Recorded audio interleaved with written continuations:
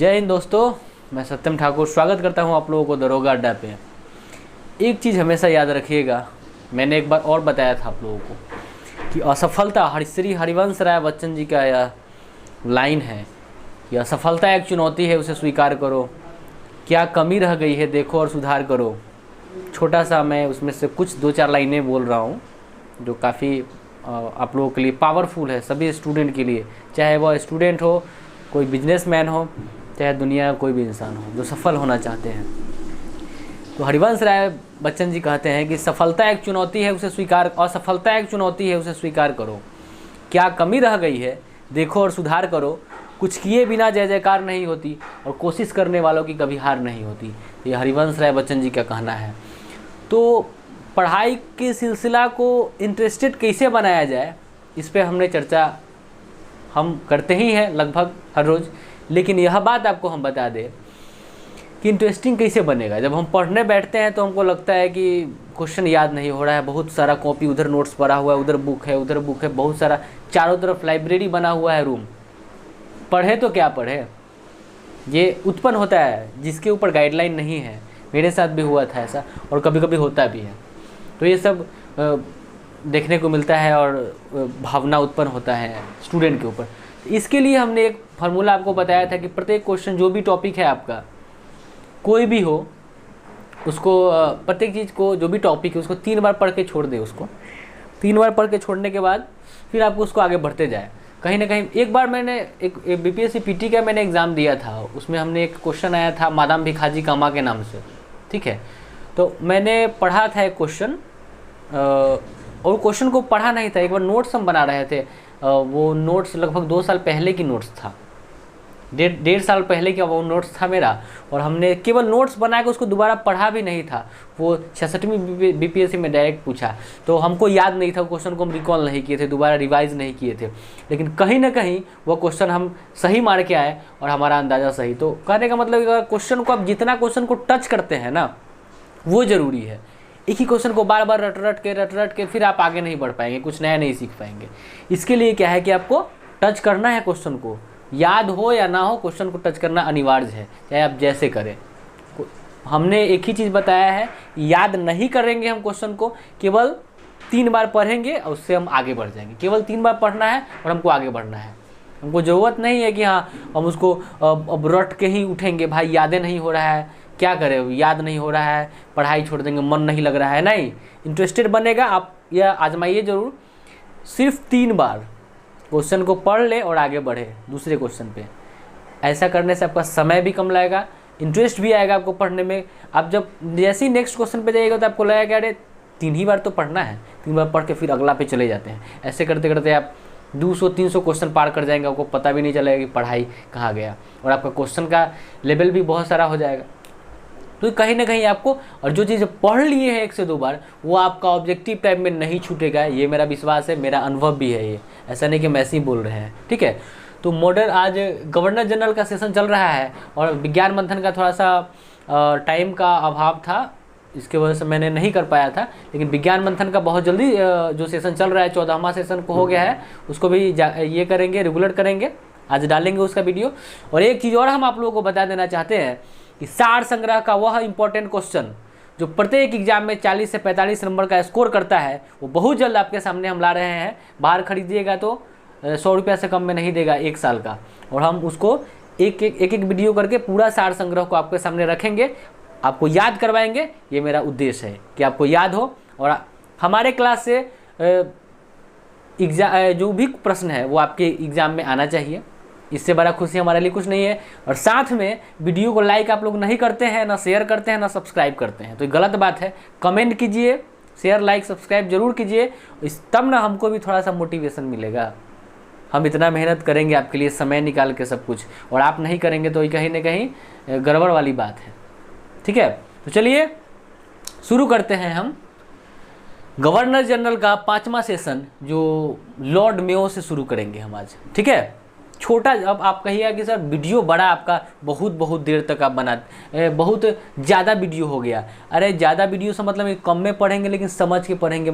या अब 1.5 घंटा का वीडियो बना दे, 1.5 घंटा में पता चलेगा कि साला नींद आ जाएगा, यादो नहीं होगा, नींद आ जाएगा। आधा घंटा का वीडियो बना दे, आधा घंटा में तो उकस जाइएगा। इसीलिए हम 20 मिनट से कम का वीडियो बनाते हैं, जो कि आपको मज़ा भी आए और हम लगभग ज़्यादा से ज़्यादा कम समय में कंटेंट आपको हम दे पाएँ। इसके लिए मेरा ज़्यादा देर का ये रहता है।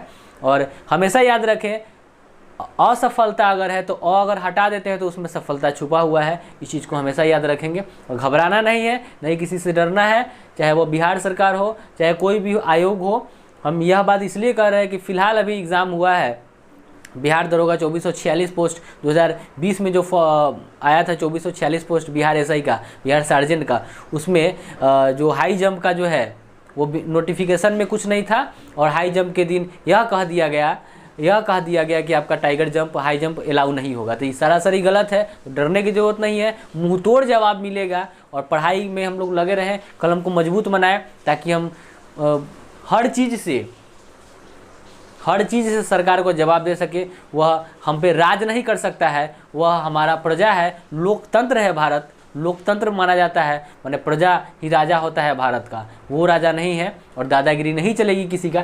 चलिए शुरू करते हैं लॉर्ड मेयो का, किस प्रकार लॉर्ड मेयो का कार्यकाल रहा और क्या क्या काम करता है। तो लॉर्ड मेयो का समय 1869 से 1872 का होता है।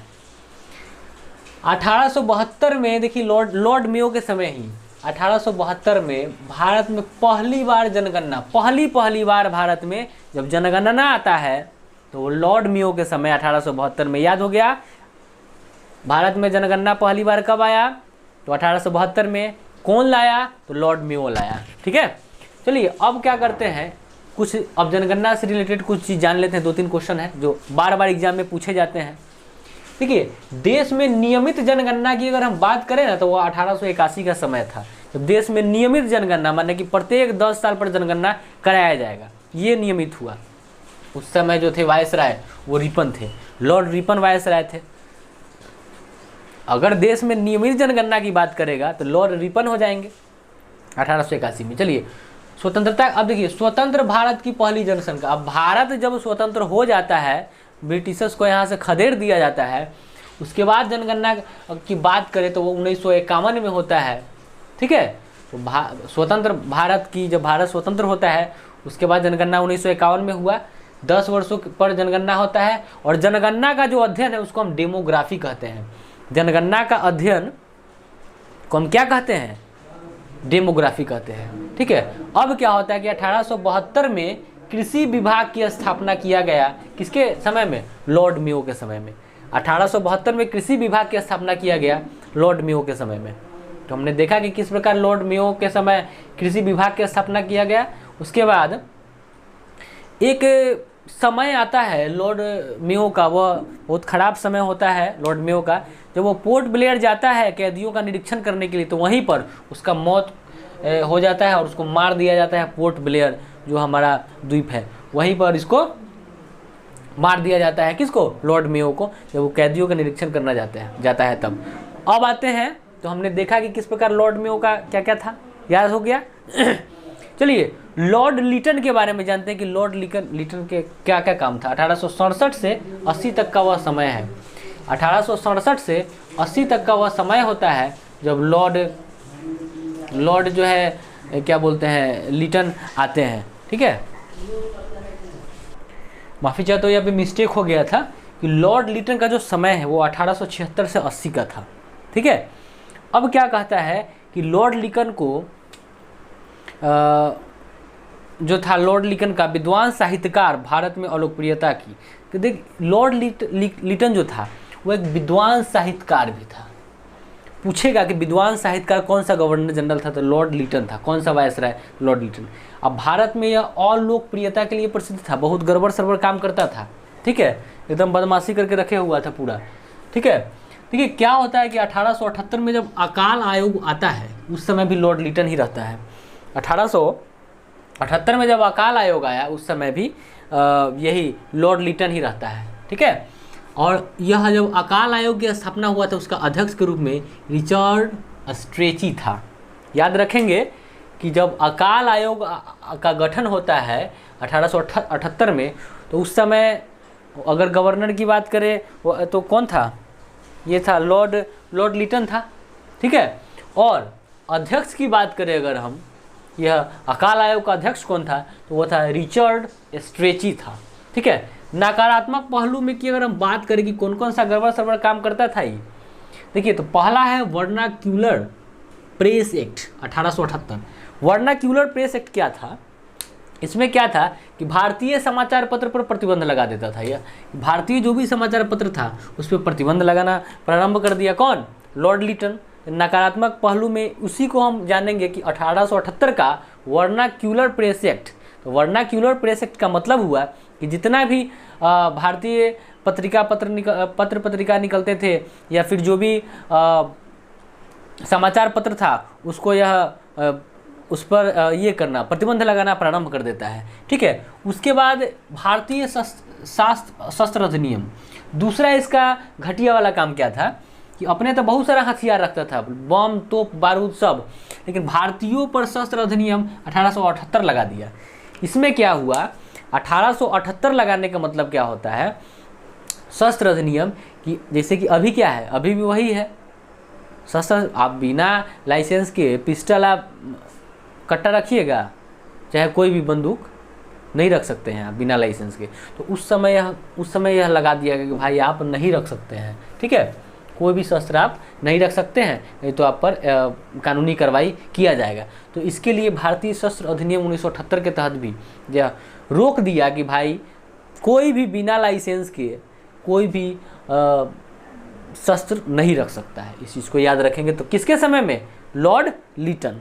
ठीक है, लॉर्ड लिटन के समय में। देखिए लिटन और रिपन में बड़ा दिक्कत होता है कभी कभी, तो हमेशा याद रखेंगे जो भी वर्नाक्यूलर प्रेस एक्ट लिटन से संबंधित है, भारतीय शस्त्र अधिनियम 1878 लिटन से संबंधित है। देखिए लिटन ने ही यूपीएससी में उम्र जो था ना उसका, वो मिनिमम जो उम्र था 21 साल से घटा के 19 साल कर दिया। ये कौन किया था? लॉर्ड लिटन का यह कारनामा है। यूपीएससी में जो सिविल सेवा परीक्षा उस समय होती थी उसका जो उम्र था वो 21 साल से घटाकर 19 साल कर दिया गया। तो इस चीज़ को हमने देखा। अब देखिए रुचि क्या था इसका, रुचि किस चीज़ में था लॉर्ड लिटन का? तो देखिए साहित्य में बहुत बड़ा इसको रुचि था, साहित्य में बहुत रुचि था, इसको बड़ा मन लगता था साहित्य में। तो इसी के लिए जब साहित्य में इसको इतना रुचि था ना, इसी के लिए इसको ओवन मेरिडीज कहा गया। ओवन मेरिडीज याद रखेंगे। लॉर्ड लिटन के साहित्य में अधिक रुचि होने के कारण लॉर्ड लिटन को ओवन मेरिडीज कहा गया। क्लियर हुआ?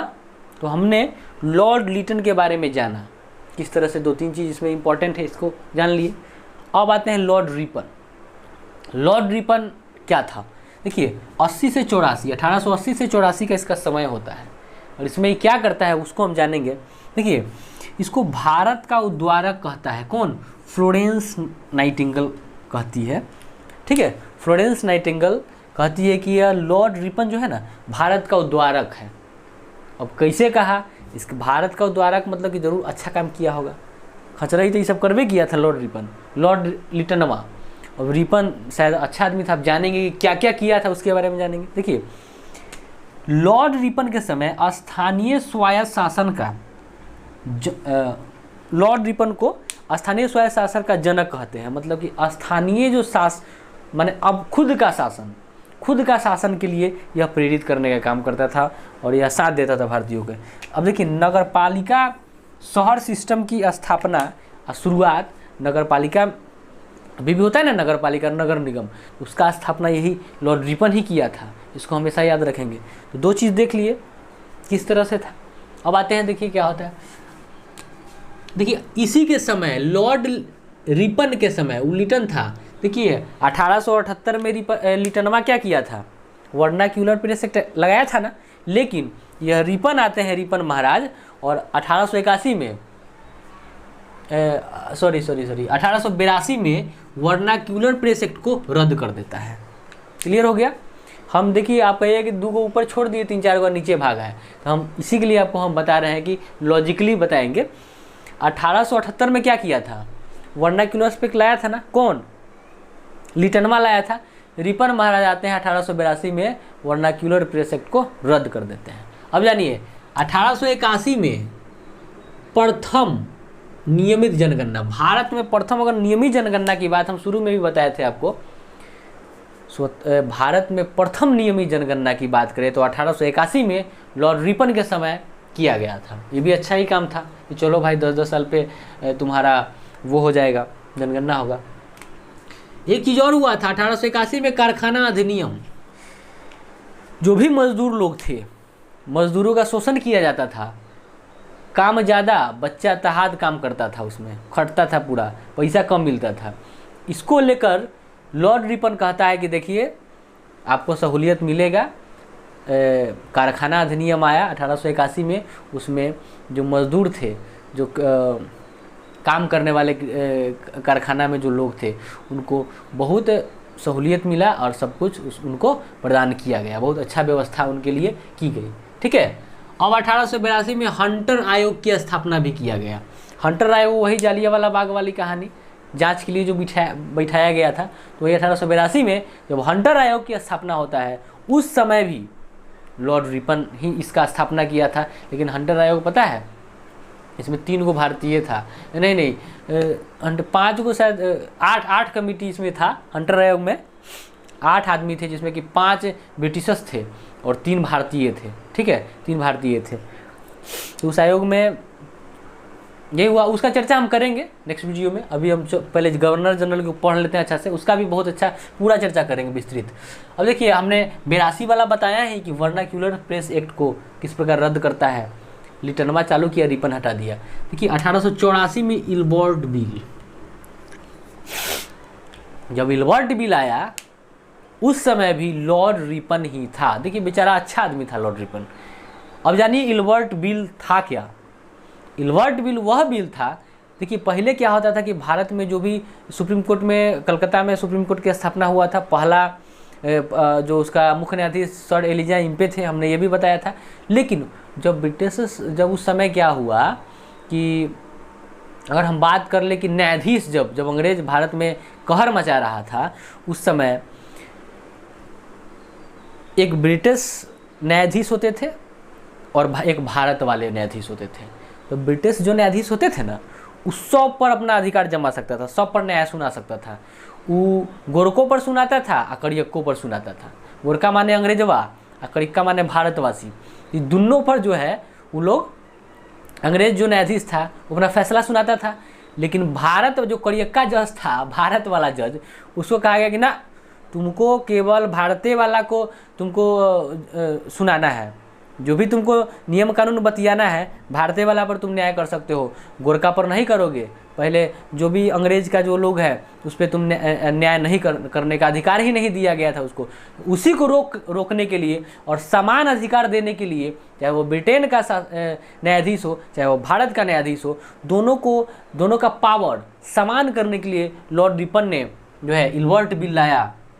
ठीक है। और इसी इल्बर्ट बिल जब आता है तो जो श्वेत लोग हैं, जो अंग्रेज थे, वो विद्रोह करना प्रारंभ कर दिया। भारत से लेकर और ब्रिटेन तक पूरा विद्रोह चालू हो गया, जिसके कारण 1884 में त्यागपत्र दे दिए।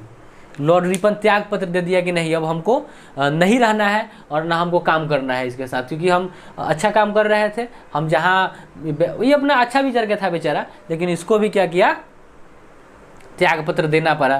तो हमने बताया कि किस प्रकार इल्बर्ट बिल के बारे में, क्या है इल्बर्ट बिल, वो हमने आपको बताया। ठीक है।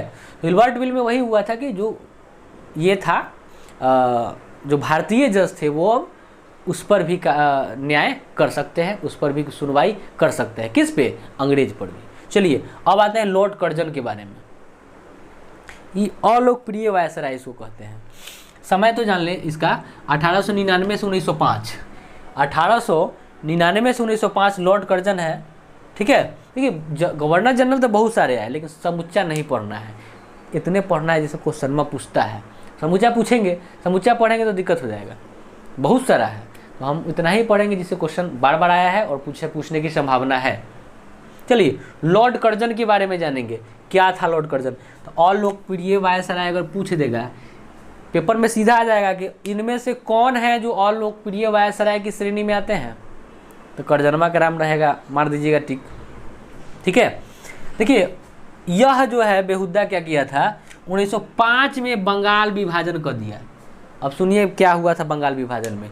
इसका कहना था करजनवा का कि देखिए भारतवासियों, हम यह बंगाल विभाजन आप लोग को तोड़ने के लिए नहीं कर रहे हैं, हम कर रहे हैं इसलिए कि प्रशासन चलाने में ना बड़ा दिक्कत होता है, पता नहीं चलता है कहाँ का लोग कहाँ भाग जाता है, कोनहू मार कर लेता है, कोनहू किसी को पीट देता है, कुछ लूट लेता है, पता नहीं चलता है। तो इसी के लिए हम विभाजन कर रहे हैं ताकि हमको प्रशासन चलाने में बड़ा सहूलियत होगा। लेकिन ऐसा नहीं था, उसका मंशा था कि हिंदू मुस्लिम को में तोड़कर और देश को बर्बाद करना। और हमारे देश में भी अभी भी वही चल रहा है, वही ब्रिटिश दिमाग चल रहा है कि हर चीज़ में कहा जा रहा है कि हिंदू मुस्लिम करके और भारतवासियों को लड़ाया जा रहा है, ठीक है। और इस देश में कुछ नहीं चल रहा है। इस देश का हम देख रहे हैं कि क्या है, ऐसा ना करें क्योंकि भविष्य इस देश का एक तो इसी कोरोना काल में बहुत 2020 काफ़ी गड़बड़ गया है और 21 जब आया है तो उसका थोड़ा सा ठीक ठाक होना चाहिए उपयोग। गलत सलत जो सरकार बहुत ऐसा कुछ बात है जो क्या बोले हम आपको, सभी लोग तो जानते ही हैं। छोड़िए, चलिए पढ़ाई की बात करें, उनका बात कीजिएगा तो क्या होगा, कुछ नहीं होगा। हम लोग ये हमारा मेन चीज़ है, इस पर ध्यान दें। चलिए और लोकप्रिय वायसराय की बात कर ले तो करजनवा था। 1905 में बंगाल को बांट दिया। 1902 में थॉमस रैले अध्यक्ष थे, ठीक है। विश्वविद्यालय आयोग का गठन जान लीजिए। 1902 में थॉमस रैले 1902 में विश्वविद्यालय आयोग का गठन होता है। इसका अध्यक्ष रहते हैं कौन, ये थॉमस रैले। फिर से जान लीजिए, 1902 में विश्वविद्यालय आयोग का गठन हुआ जिसका अध्यक्ष के रूप में थॉमस रैले आते हैं, ठीक है। और 1904 अगर भारत की बात करें तो 1904 में भारतीय विश्वविद्यालय अधिनियम पारित होता है जो कि 1904 में होता है। तो हमने देखा कि किस प्रकार लॉर्ड मिंटो का क्या क्या कहानी था, कहानी के तो एकदम याद किया। लॉर्ड लिटन क्या करता है, किस प्रकार लॉर्ड रिपन आते हैं और लॉर्ड कर्जन का कार्यकाल को हमने बारीकी से देखा। और हम उम्मीद करते हैं कि आपको अच्छा से याद हुआ होगा। एक दो बार और देखेंगे तो आपको पूरा तरह से याद हो जाएगा, इसमें कहीं से कोई सोचने की बात नहीं है। वीडियो को लाइक, सब्सक्राइब और शेयर ज़रूर कीजिए। कमेंट तो आप करते नहीं हैं, वो भी कीजिएगा, क्योंकि हमको भी अच्छा लगता है कि अगर हम इतना बोल रहे हैं, इतना एनर्जी मेरा वेस्ट हो रहा है, तो क्या मेरा सही दिशा में जा रहा है, क्या आपके लिए सही है, उपयोगी है। और हम विश्वास दिलाते हैं कि आप ऑब्जेक्टिव लेवल जीके का कोई भी परीक्षा में बैठिए, परीक्षा यहीं से रहेगा, ये मेरा विश्वास है, ठीक है। इसको हमने देखा और हम उम्मीद करते हैं कि आपको यह सेशन अच्छा लगा होगा। बहुत जल्द हम फिर से कह देना चाहते हैं कि सार संग्रह का वह इम्पोर्टेंट क्वेश्चन जो अगर केवल सार संग्रह कर लिया जाए तो 40 से 45 नंबर आपका फिक्स है। इस चीज़ को नोट कर लो और उसका रिवीजन कराने बहुत जल्द आ रहे हैं। फिलहाल के लिए धन्यवाद, जय हिंद।